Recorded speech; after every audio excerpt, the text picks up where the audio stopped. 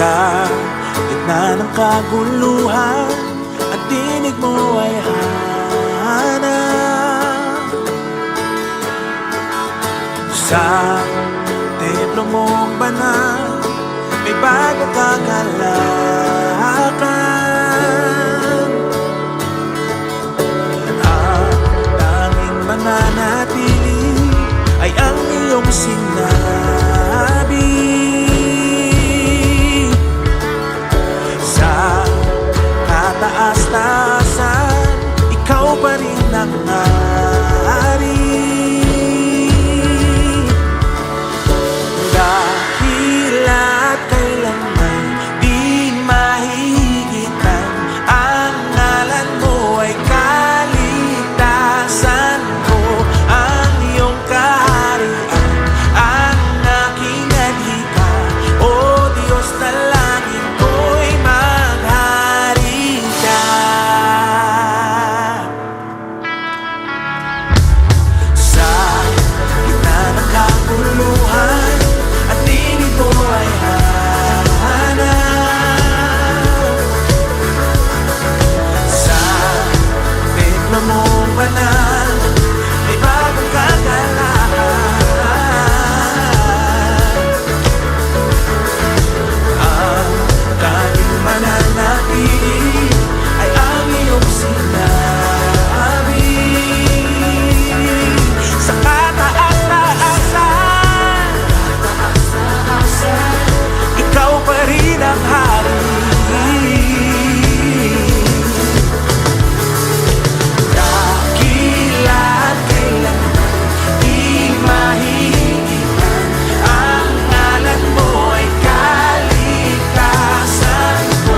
Ang iyong kaharian, ang aking adhika, o Diyos na langit ko'y maghari ka.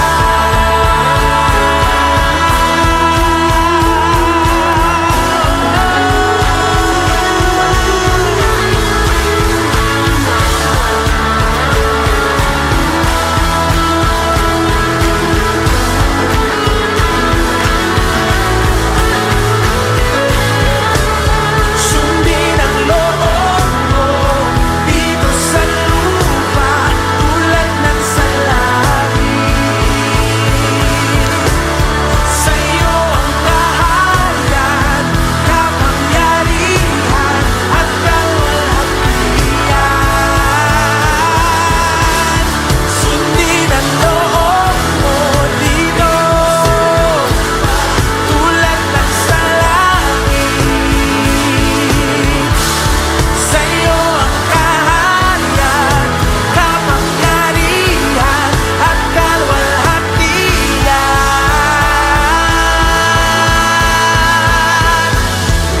Dakila't kailanman di mahihigitan, ang ngalan mo ay kaligtasan ko.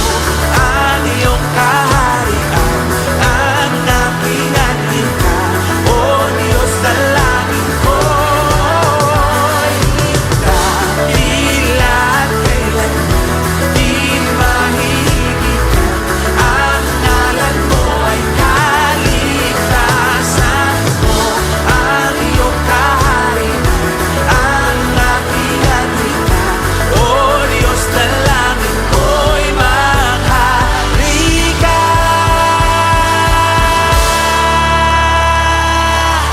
Maghari ka!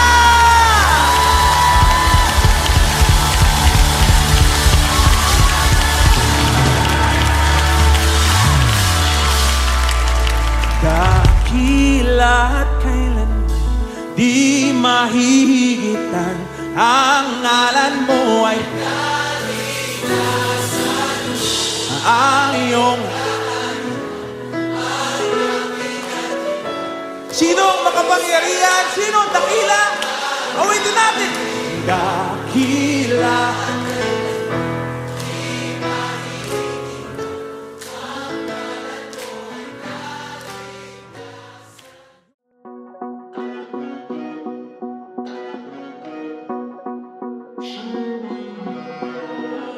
Like I say, Seeing heaven's light by your glory. You have changed my life for your purpose, my heart purified. God is calling like a flaming coal, holy fire burning in my soul. I'll give everything till the nations know. If you send me, I'll go, I'll go, I'll go, I'll go. Your plan for me is all I see. It's more than I could ever hope. So I'll go, I'll go. At your whisper, even mountains shake, demons tremble, angels shout your praise. If you're for me, Lord, I won't be afraid. If you send me, I'll go, I'll go, I'll go, I'll go.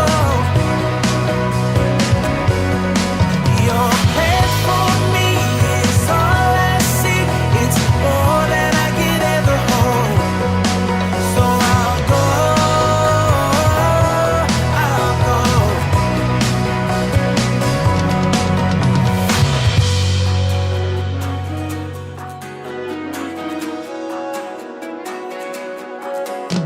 Your presence goes with me. You made a way. You did it before, God. You'll do it again. Pour out your fire. Set me ablaze. You did it before, God. You'll do it again. I need your power, boldness and grace. You did it before, God. You'll do it again. Make me a witness. I'll lift up your name. You did it before, God. You'll do it again. Do it again. Do it again. Do it again. I'll go, I'll go, I'll go, I'll go. Your plan for me is all I see. It's more than I could ever hope. So I'll go, I'll go, I'll go, I'll go.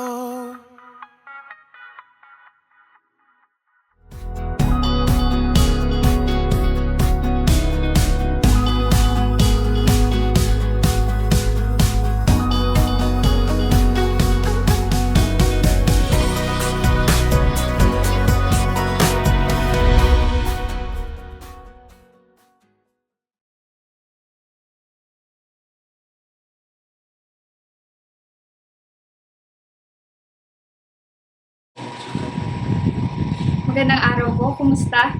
I'm Jessie Lee, part of the serve team dito sa Victory Virac Church community. Ngayon po, second day na natin ng prayer and fasting. Kumusta po? I hope na nag-enjoy tayo. And na-enjoy natin yung pag-spend time natin kay God. At mas nagiging clear yung direction niya para sa atin. Kahapon, we talked about seeking the lost na shinare ni Jenny. Ngayon naman, ang pag-uusapan natin is serving others. Ano ba yung biblical meaning ng pagsaserve or paglilingkod sa kapwa? Yung iba sa atin, siguro sa campus, bilang officer ng organization, or sa iba naman, sa working, sa government, nagsiserve sa public. Yung iba naman sa family, sa loob ng family nila, yung mga magulang, nanay. Yung iba naman sa church. Iba-iba yung setting, iba-iba yung reason. Kaya, dito sa Mark chapter 10, verse 45, titignan natin kung ano ba yung authentic meaning ng paglilingkod according kay Jesus. Pero bago yun, let's pray. Lord, thank you po for this time. Second day, thank you for giving us the strength. At ikaw, Lord, yung magbigay ng strength pa sa panghuling araw at naway mas maintindihan namin kung ano yung pinapagawa mo sa amin. Naway ma-enjoy namin praying para sa kapwa namin believers at sa mga lost sa campus, sa church, at sa nation namin. Holy Spirit, may move sa amin, maintindihan yung word na gusto mong ituro sa amin. In Jesus' name, Amen. So, onting background, parang trivia, ganun, para mas may idea tayo. Mark wrote this to encourage yung mga believers, specifically yung mga nasa Rome na believers, kasi that time din, ang nagdo-dominate is Roman Empire. Sila, pinapersecute nila yung mga Christian, yung mga Christ followers. Kaya Mark encouraged them na si Jesus pinersecute the Kings of Kings, the Lord of Lords. Bumaba sa trono niya to serve people, even serving to the point of death. Grabe yung hirap na pinagdaanan niya. Kaya yung mga believers sa Rome, they too should also and can also endure the pain and persecution. Sabi sa Mark chapter 10 verse 45, sabay-sabay po natin basahin. For even the Son of Man did not come to be served, but to serve and to give His life as a ransom for many. So si Jesus yung nagsabi nito sa mga disciples niya. Kasi ang nangyari bago to, si James and John, nag-ask sila kay Jesus na kung pwede, sila yung nasa left tsaka right ng throne ni Jesus pag naghahari na siya. Kasi yung mga disciples, they think na dahil si Jesus ang Messiah, siya yung tatalo sa Roman Empire, siya yung maghahari. Kaya inaasahan nila na magkakaroon din sila ng mataas na posisyon, ng status, ng fame. Kaya ganun yung ask ni James and John. And para din i-confirm kung sino ba talaga yung great sa kanilang mga disciples kasi nagiging discussion din nila yun. Kaya nag-lead din to ng tension sa mga disciples. Kasi parang ang dating, nilileft behind sila ni James and John. Kaya kinausap sila. Pinatawag sila ni Jesus, kinausap sila. Sabi niya sa verses 42 to 44, sabi ni Jesus, alam niyo na, ang mga itinuturing na pinuno ng mga bansa ay may kapangyarihan sa mga taong nasasakupan nila. At kahit anong gustuhin nila ay nasusunod. Ngunit hindi dapat ganyan ang umiiral sa inyo. Sa halip, ang sino man sa inyo na gustong maging dakila ay dapat maging lingkod ninyo. At ang sino man sa inyo na gustong maging pinuno ay dapat maging alipin ng lahat. Dito, sa passage na to, brinake ni Jesus yung mindset na ang tunay na pagiging great or dakila is hindi about sa status, sa pera, sa convenience. Kumbaga, pag-acquire, pag-receive ng something. Kasi ang tunay na pagiging dakila is more on giving. Pagbibigay, pagiging humble, pagiging selfless, hindi prideful, at naglilingkod even to the point of death. Kasi yun yung dinisplay ni Jesus. For even the Son of Man did not come to be served. Kahit God siya, all-powerful, almighty, may legions of angel, holy, hindi niya inalila yung mga tao. Hindi niya inutusan through intimidation or threat. Hindi niya pinagawa ng mga bagay out of selfishness and arrogance. What He did, what He displayed, and what He teach is maglingkod. Pinakita niya yun through healing sa mga tao, napakaraming tao, granting their requests, making time and spending time sa napakaraming tao, teaching them and providing for them, and above all, sacrificing and giving His life para sa kapatawaran ng mga kasalanan natin at para iligtas tayo sa walang hanggang paghihirap at kamatayan. He served and gave His life as a ransom for many, for us. Nagpakababa siya in the form of human, of suffering servant, to show what it means to be great, to establish a standard of what being great is, and to be a role model of what it really means to serve. Hindi naman ibig sabihin nun na maging slave na tayo, magpakaalipin na tayo para ma-recognize na great. maybe sa panahon natin ngayon, sa context natin ngayon, we serve through being available, spending time sa mga kaibigan natin pag may pinagdadaanan sila, praying for them, encouraging them through God's Word, making them feel na hindi sila alone.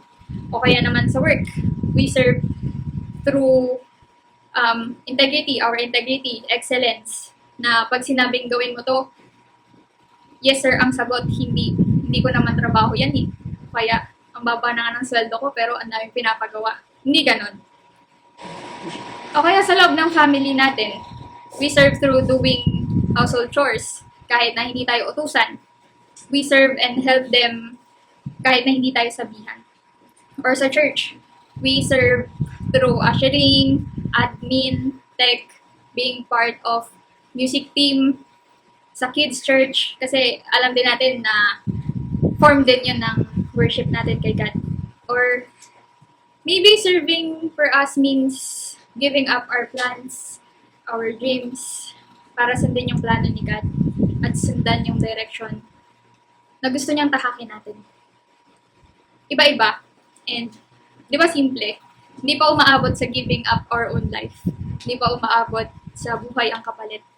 Pero, what if, no? Pag umabot na sa ganun, yung buhay na natin yung kapalit, all out pa rin kaya tayo kay Jesus. Jesus' willingness to submit to the Father's will, even to the point of death, is the very example of servanthood lived out to its fullest. And that we should imitate si Jesus talaga, yung ginawa niya. Na in a world na laging after sa kung ano yung makukuha ko dyan, ano ba yung mapapala ko, masaya ba dyan, convenient ba dyan, yayaman ba ako, di ba ako mahihirapan. Kailangan natin gumising sa katotohanan na life is not about our convenience o kung anong makukuha natin o kung ano lang yung gusto natin gawin. But this life is a life about serving. Serving other people, putting them first, giving first, thinking about others' need first. Let's follow what Jesus did. His compassion, His care, and His love for other people. Nag-serve siya ng all out, ng walang kapalit, even to the point of death. And tayo, sa kapasidad natin in giving our all out like Jesus, wala man tayong material na bagay na pwedeng may offer pa. But one of the greatest thing na kaya natin ibigay is the gospel of Jesus Christ. Yun yung sagot and yun yung kailangan ng tao. So let's pray. Lord, thank you for this time, for reminding us the real meaning of service, being a servant, serving other people. Thank you for being our role model. Thank you for your sacrifice, for your service. Help us, Lord, na mag-serve din kagaya ng ginawa mo na all out, na binibigyan namin ng value yung mga tao sa paligid namin ng pagmamahal through serving them genuinely. Patuloy mo kaming samahan, bigyan ng strength, i-direct mo kami kung saan mo kami pinapapunta, and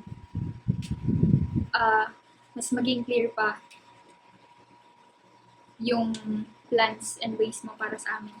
Thank you, Lord, for moving in and through us. Patuloy mo kaming samahan, Holy Spirit. In Jesus' name, Amen. So, one more day to go. Let's be excited kung paano mag-move sa atin at sa pamamagitan natin si God. God bless!